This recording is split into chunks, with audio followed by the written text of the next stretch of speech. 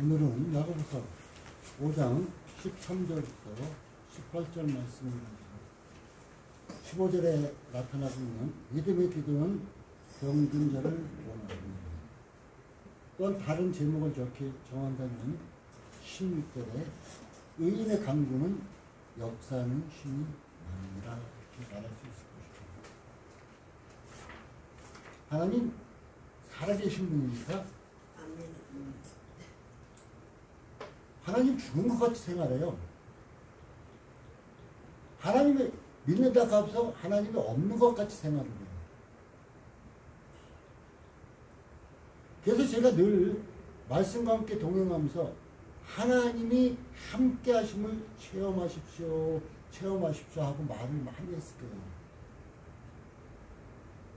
체험신앙이 진짜입니다. 막연한 신앙, 막연한 남이 해갖고 들어가지고 막연한 신앙 아무 소용없어요. 여러분, 나의 사랑하는 누군가가 구원을 받았다고 나도 구원받는 겁니까? 하나님과 나와의 1대1 관계입니다. 나는 그래서 우리 주안의 교회에 있는 성도들은 한 사람도 낙오자가 없기를 바랍니다. 진짜 제가 수요일날 병원에 입원해서 오늘 주일날 강단에 서게끔 하나님께서 나를 이끌어내셔서 오늘 나왔습니다. 그런데 병원에 있으면서도 많이 생각을 했어요. 내 육신이 병들었다? 옛날 같으면 암이라면 죽어야겠죠. 근데 내 육신이 병들었다? 근데 치료받는다? 근데 그걸 보면서 나라가 절반 이상이 병들었다? 지금 하나님을 적대시하는 자들이 절반 이상이 됩니다. 나라가 병들었다? 우리 슬퍼할 때예요, 지금. 나라가 병들어가고 있습니다.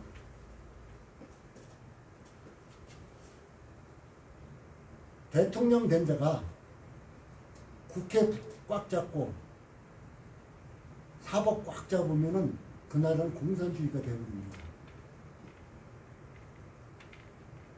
우리나라가 지금 국회 꽉 잡았죠. 사법도 절반 이상 잡혀 있습니다. 공산주의 됩니다. 그리고 돈 몇만 원씩, 몇십만 원씩 풀어준다고요? 그러다가 망한 나라 무진장 많습니다.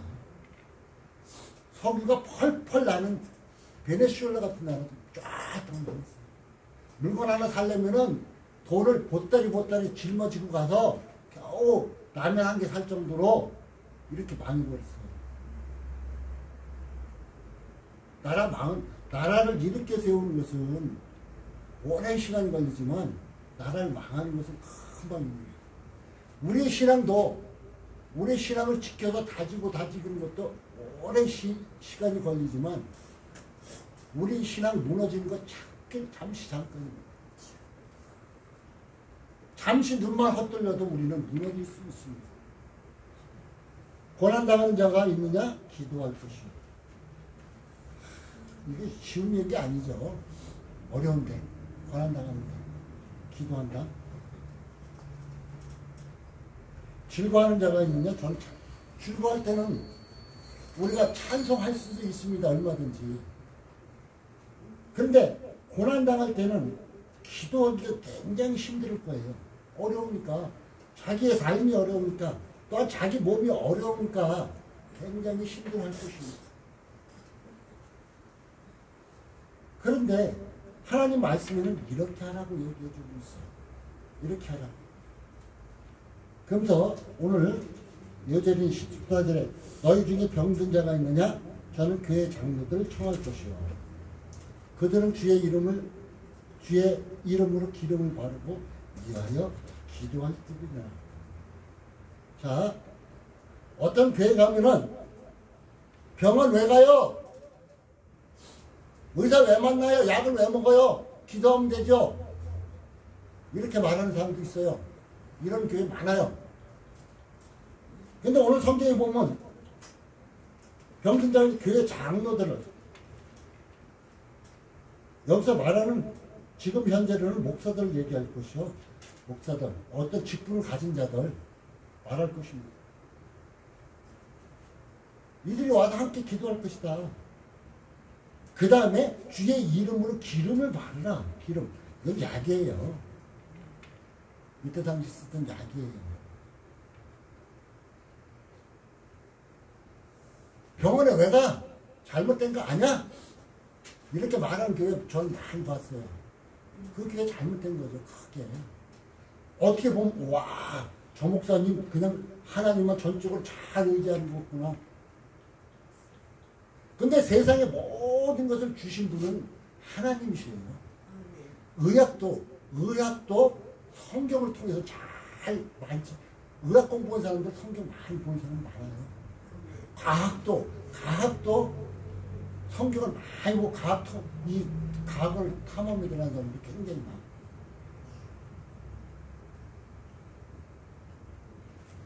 근데 이렇게 엉뚱한 소리를 하고 있음을 봅니다. 그래서 저는 제가 수요일날 입원해서 목요일날 색전설, 그건 굉장히 독한 항암제입니다. 이 혈관을 통해서 간에 암이 있는 부위를 쏴서 죽이는 과정이에요. 그런데 그 굉장히 아파 고통했어요. 몸이 아파요. 뭐 맞지도 않고 그냥 하니까 뭐 간혹 가다가 숨 멈추세요, 숨 쉬세요 이러니까. 그렇지만은 지금 나를 위해서 기도하는 강도사님들 있지. 그래, 나를 위해서 기도하는 우리 집사님도 있지. 교회에 와서 기도한다더라. 그래, 기도하니까 나를 하나님 붙잡고 계시구나. 이렇게 알 수가 있었어요.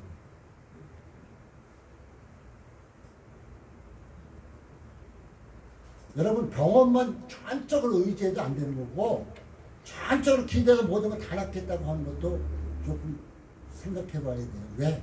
하나님은 의학도 세상 모든 것도 다 주신 분이기 때문에 필요에 따라서 우리에게 활용할 수 있게끔 주신 것입니다.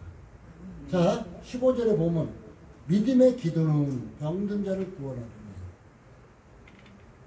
믿음의 기도가 과연 뭘까요? 그냥 내 입에서 나오는 대로 막 기도하는 것이 믿음의 기도일까요?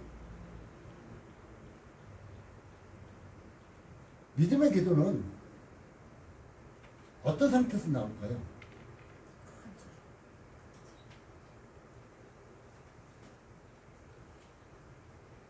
하나님은 농부시고 예수님은 포도나무시고 우리는 가지라고 했어요. 그러면 요한복음 15장엔 포도나무 대신 예수님께 붙어있으면 우리가 살 수 있죠. 믿음의 기도는 바로 이거예요. 예수 안에서 하는 기도. 말씀 안에서 말씀을 붙잡고 하는 기도. 그냥 막연하게 그냥 미사 여부 집어넣고 막 기도하는 거, 남 듣기 좋으라고 막 기도하는 거, 이거 믿음의 기도 아닐 수 있어요. 참으로 저는 전도사 할 때든지 일반 성도할 때 교회 다니다 보면 우리 장로님들 주일 예배 기도 맡기면 어떤 분은 세계 곳곳을 쭉 돌아다니면서 그냥 붙어서 기도하는 분들도 봤어요. 근데 어떤 분은 단적으로 지금 현재로 교회의 문제, 가정의 문제 있는 그것만 중점적으로 기도하는 분들도 봤어요. 저는 어떤 기도가 하나님 기뻐하시는 기도라고 판단을 못합니다. 하나님이 하실 거니까. 근데 나는 여러분이 진짜 믿음의 기도를 하시기 바랍니다. 믿음의 기도는 병든 자를 구원한다. 구원한다, 이건 영혼도 구원할 뿐 아니라 병든 자를 구원한다. 병든 부분도 치유한다는 얘기입니다. 병든 부분도 치유. 주께서 저를 이렇게 세우시다. 그렇죠? 이렇게 세운다는 것은 병듦에서 육신의 병에서 이렇게 세우시겠다. 그리고 혹시 죄를 범하였을지라도 사함을 얻을 것이다. 영적 문제죠. 그래서 우리는 기도 많이 하는 것도 좋습니다. 그러나 여러분, 우리가 다니면서 하루에 숨을 몇 번 쉬어요? 숨을 몇 번 쉬어요? 그냥 자기도 모르게 그냥 자연적으로 쉬어지죠.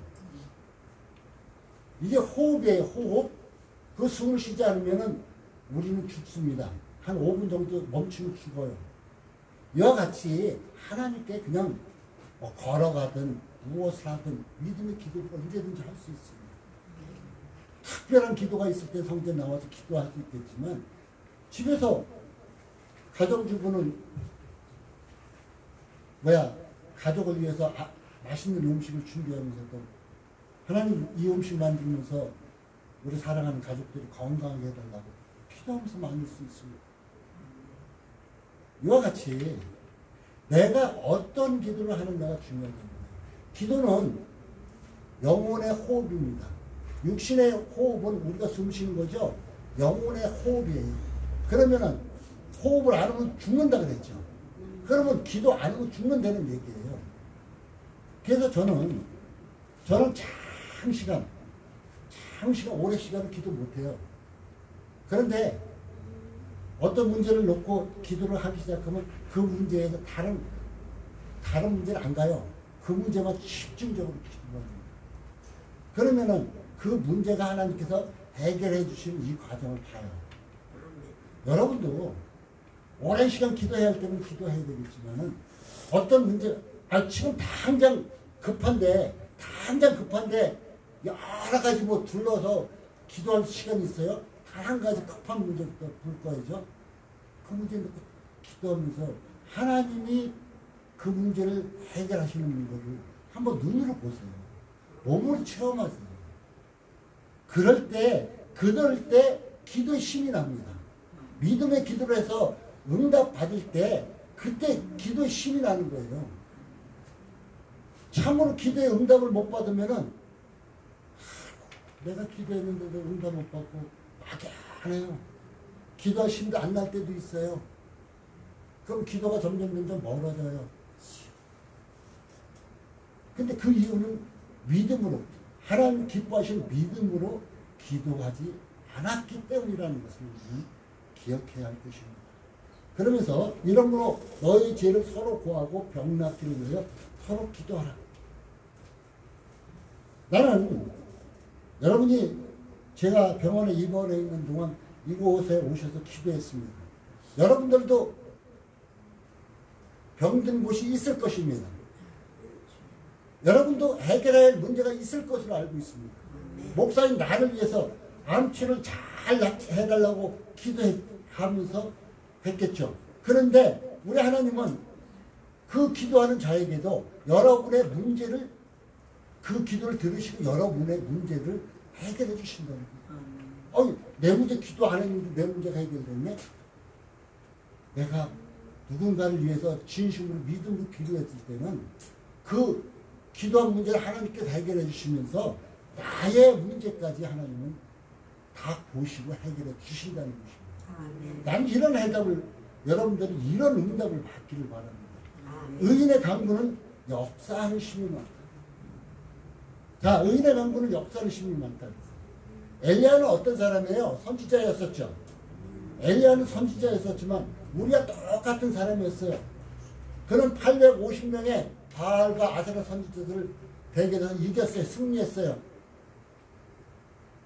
그런데 그를 죽이겠다고 왕비가 그를 죽이겠다니까 멀리 도망가 버렸어요. 우리가 똑같은 연약한 존재. 그러나 그가 우리가 똑같은 사람이지만 믿음의 기도를 했기 때문에 그 나라를 위해서, 나라가 너무나 우상숭배에 빠지고 그랬기 때문에 나라를 위해서 기도했는데 비가 오지 않고, 깨닫게 하기 위해서 비가 오지 않고 기도했어요. 3년 6개월 동안 비가 안 왔다고요. 3년 6개월 때 비가 안 오면 못 먹을 거예요. 못 먹어. 먹을 거 없어요. 그가 기도하면 다시 비를 주고 열매를 내었다 이렇게 말해요. 이건 엘리야만 하는 거 아니에요. 여러분도 할 수 있어요. 왜? 의인의 간구는 역사하는 신이 많기 때문이라는 것입니다. 역사하는 신이 많기 때문에 여러분은 믿음의 기도의 주인공이요. 여러분의 믿음의 기도를 하는 사람이라면 의인이라는 거예요. 하나님이 기뻐하신 의인이라는 거예요. 그러면 여러분의 간구는 역사하는 신이 넘쳐난다는 것을 꼭 기억해 두시기 바라겠습니다. 사랑하는 성도 여러분, 이번 기회를 통해서 여러분의 문제도 나의 문제도 여러분의 문제도 해결될 수 있기를 바라겠습니다. 그리고 나는 이번 문제를 통해서 가슴이 아직도 답답하고 아픕니다. 내 몸이 답답해서 아픈 것도 있겠지만 나라가 진정 사회주의 사상을 빠져들어갈까 봐 너무 겁납니다. 이렇게 되면은 우리나라는 얼마 지나서 공산화가 될 수 있습니다. 배급받는 자. 진짜 지금 뭐 25만 원씩 주는데 배급받는 사회가 될 수도 있습니다. 우리가 100만 원 받으면 그들은 몇 억씩 해먹고 결국 국민 세금으로 하는 것입니다. 준 것보다 더 뜯어가는 세상이 될 수도 있습니다. 이런 만큼 우리는 나라를 위해서 또한 나라의 대통령인 이재명이가 엉뚱한 생각하지 않고 올바른 생각하면서 나라를 정치할 수 있도록 이렇게 기도하시기 바랍니다. 이재명이 나쁘다, 윤석열이 나쁘다 그걸 할 필요 없어요. 우리는 그가 하나님이 기뻐하시는 그대로 살 수 있도록 해달라고 기도할 필요가 있습니다. 우리는 이런 것을 꼭 기억하시고 육신의 병도 치유받고 나라의 병들도 온전히 회복되는 이런 축복의 역사가 여러분 사는 날에 일어나기를 예수님의 이름으로 축복합니다. 기도합니다. 하나님 감사를 드립니다. 늘 주님 사랑하며